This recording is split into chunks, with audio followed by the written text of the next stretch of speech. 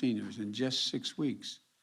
It took nearly 11 weeks to get half of all seniors their first shot for that when that program was launched back in December of 2020, just during the prior administration. So this is a strong pace. To our seniors, if you're eligible, get your booster now. I'll conclude with this. Vaccines for children ages 5 to 11 and boosters provide additional protection for seniors and others are two major steps forward that are going to accelerate our path out of this pandemic. And this brings me to where we are and where we're going to go from here. Since early September, cases and hospitalizations are down now more than 50%. And over the past 2 weeks, cases and hospitalizations are falling in approximately 40 states. A year ago, we had no vaccines. Just this week, we hit an important milestone. 80% of adults have at least one shot. That's 4 out of every 5 adults. And for our seniors, over 95% have gotten at least one shot. Overall, 193 million Americans are fully vaccinated, up from just 2 million the day I was sworn in. Over 20 million have enhanced protections from boosters. And we're now down from 100 to about 60 million unvaccinated Americans, 12 years and older. And I'm proud to say Black and brown adults and Native Americans have gotten vaccinated at the same rate as white adults. And one more thing, our vaccination program is not only helping us save lives and beat the pandemic, it's helping our economic recovery and helping us grow. In the 3 months before I came to office, the economy was stagnant, creating only 60,000 jobs a month. Since I've taken office, it's now averaging 600,000 new jobs every month. That's the average. And one more thing, vaccinating our children will help us keep our schools open, keep our kids in the classroom, learning, socializing with their classmates and teachers. I think every reporter in this room who has a child understands the difference of a child going to school and having to learn from home.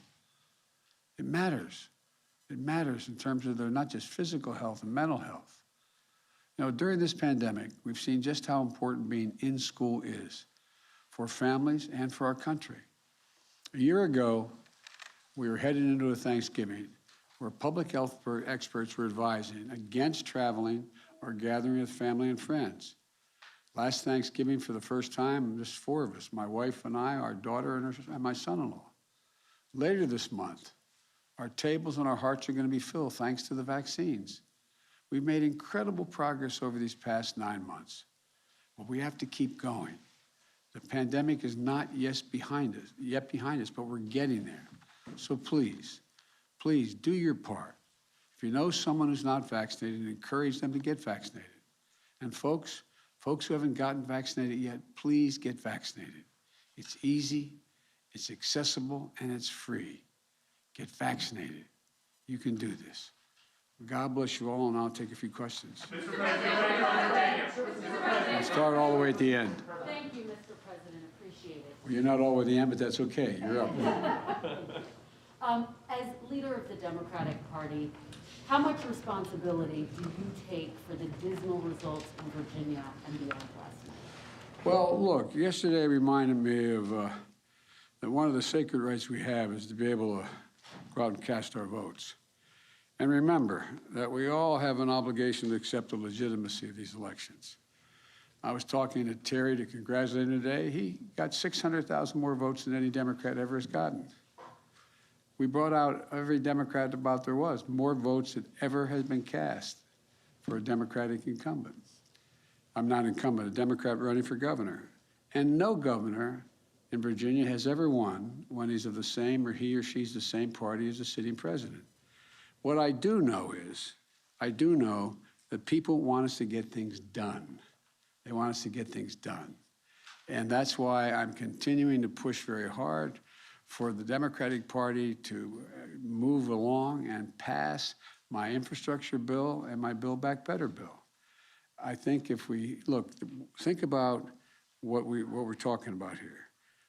People are upset and uncertain about a lot of things, from COVID to school to jobs to a whole range of things, and the cost of a gallon of gasoline.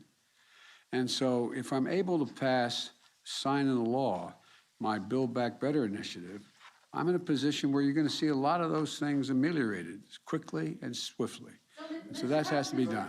Mr. President, given what you said, do you take some responsibility, and do you think that Terry McAuliffe would have won if your agenda had passed before Election Day?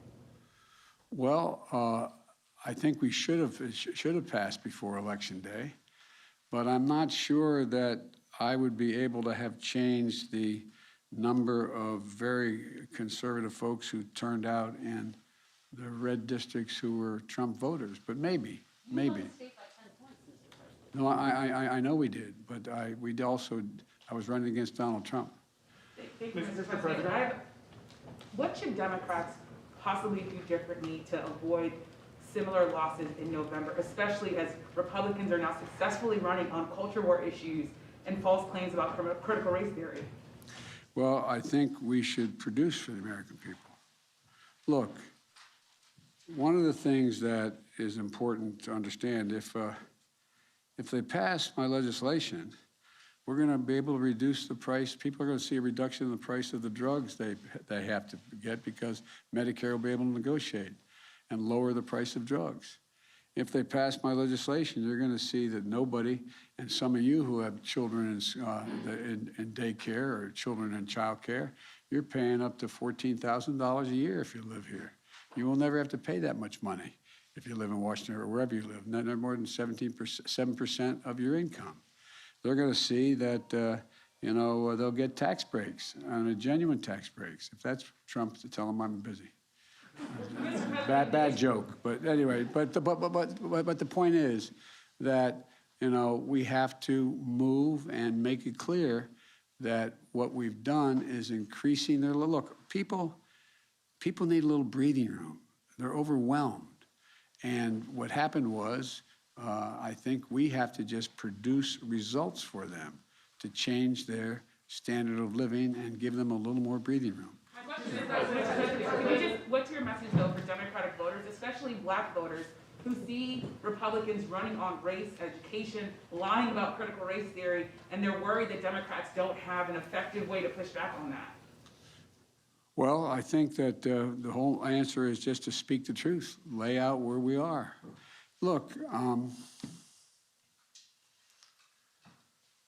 I'm convinced that if you look at everything from my view on the criminal justice system to my view on equal opportunity to my view on economic issues and all the things I have and what I've been pushing in legislation, each of the elements are overwhelmingly popular. We have to speak to them, though.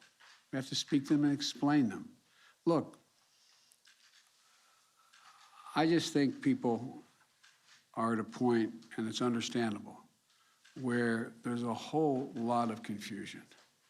Everything from, are you going to ever get COVID under control, to, are my kids going to be in school? Are they going to be able to stay in school? To whether or not I'm going to get a tax break that allows me to be able to pay for the needs of my kids and my family. And they're all things that I'm running on, that we'll run on, and I think we'll do fine. Mr. President. This ought to be good. I think so too. About the way forward, Mr. President, as you were leaving for your overseas trip, there were reports that were surfacing that your administration is planning to pay illegal immigrants who are separated from their families at the border up to $450,000 each, possibly $1 million per family. Do you think that that might incentivize more people to come over illegally?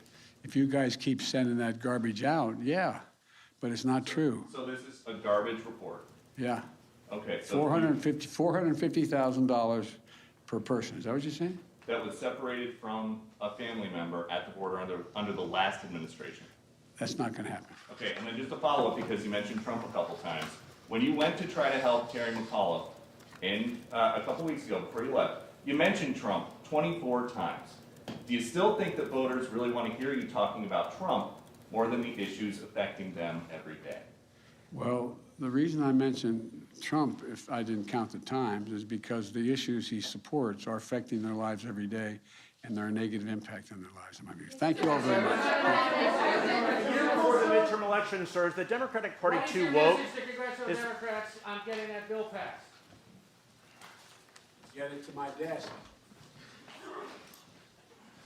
What are you doing to help that happen, sir? Is there a new strategy?